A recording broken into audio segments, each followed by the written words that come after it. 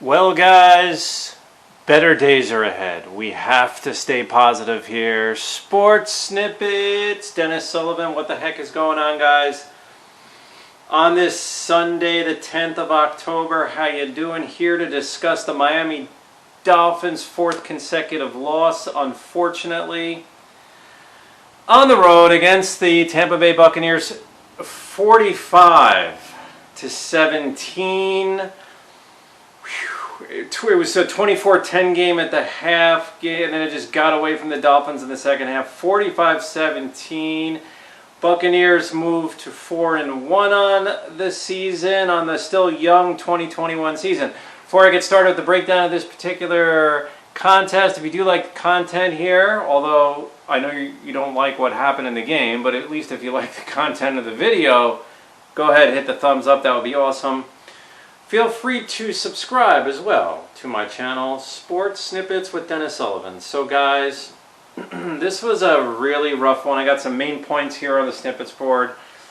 You're going up against the defending Super Bowl champions. You're playing a team with your second string quarterback, who's a very good backup quarterback. Jacoby Brissett could start for other teams, and really you can make the case and the argument he could start for the Dolphins. But it was just a little too much to handle for the Dolphins. The Buccaneer offense was the big story here. They were basically unstoppable. The wide receiving tandem that they have, and just the firepower that they come at you with on the offensive side of the ball was just way too much for the Dolphins today. Not even close. And thus a victory of 28 points, or 4 touchdowns, however you want to break that down, for the Buccaneers. So guys, as mentioned, I put up some, as I always do, some main points here on the snippets board.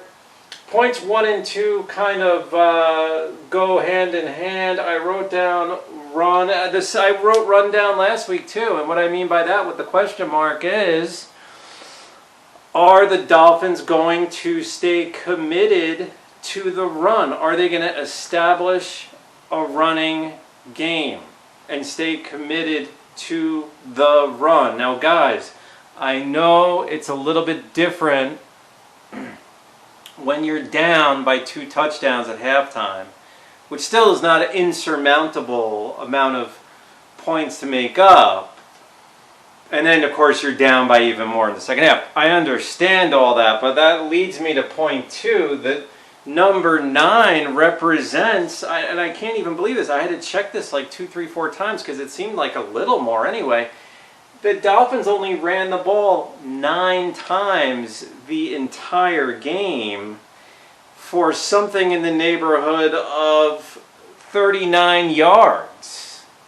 On the ground. That's not going to get it done against anyone, let alone the defending Super Bowl champions, guys. I mean, this is, you cannot do that. I mean, you cannot, and they're getting about 4 yards a carry. I mean, it's not like when the Dolphins are running the ball, they're getting stuffed every time. No. They were averaging right at about 4 yards a carry. 9 carries, 39 yards.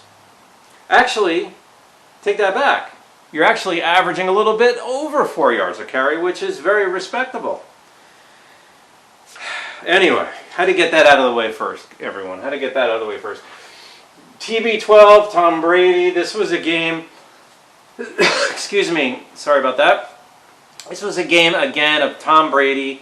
We saw it for decades, literally, when he was on the Patriots. This was a classic Brady carve-up of the Dolphins.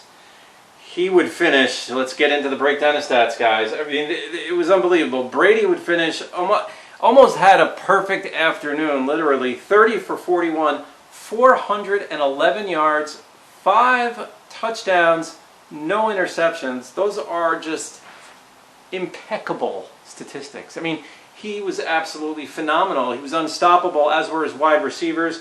Leonard Fournette continues to get more attention on offense for the Buccaneers. We saw that last Sunday night in the Sunday Night Football game against New England.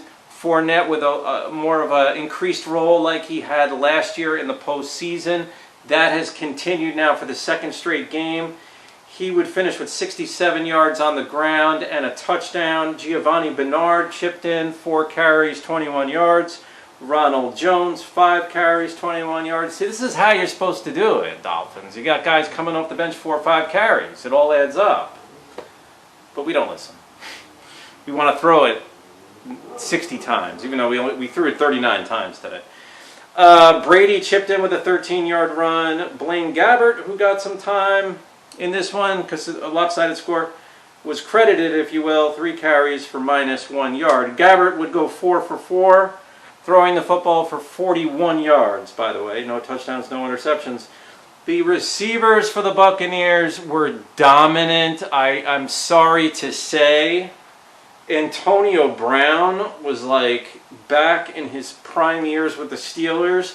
7 catches, 124 yards, and 2 touchdowns. That's phenomenal. Mike Evans, 6 catches, 113 yards, 2 touchdowns.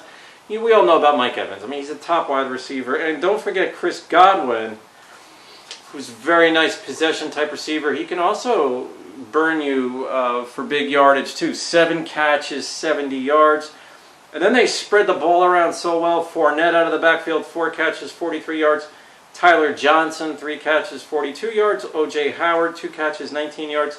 Jones out of the backfield, a catch for 15. Bernard out of the backfield, 2 catches for 14 yards. Cameron Brate, a catch for 12 yards. Cody McElroy, credited with a reception but no yardage. So, I mean, it's numerous guys getting into the act there for the Buccaneers. For the Dolphins, okay, JB with the question mark. Jacoby Brissett, here, the one bright spot for the Dolphins, Jacoby Brissett did, in fact, play his best game as a Miami Dolphin. Sure, it was a lopsided game. Sure, it was a loss by 28 points. But, I mean, he was out there making plays. He threw that one really nice pass to Gaskin on the right sideline where he just eluded somehow the defenders, avoided the sack. He made some very nice athletic plays, was moving outside the pocket. He looked good. I mean, the Dolphins losing 4 games in a row, there's not, and I think we all know this is not Jacoby Brissett's fault, in my opinion. I mean, it's pretty obvious, guys. He's playing better now that he's getting more acclimated to starting, although I believe this is now going to come to an end. I believe, from what I hear, Tua will be starting next week against the Jaguars.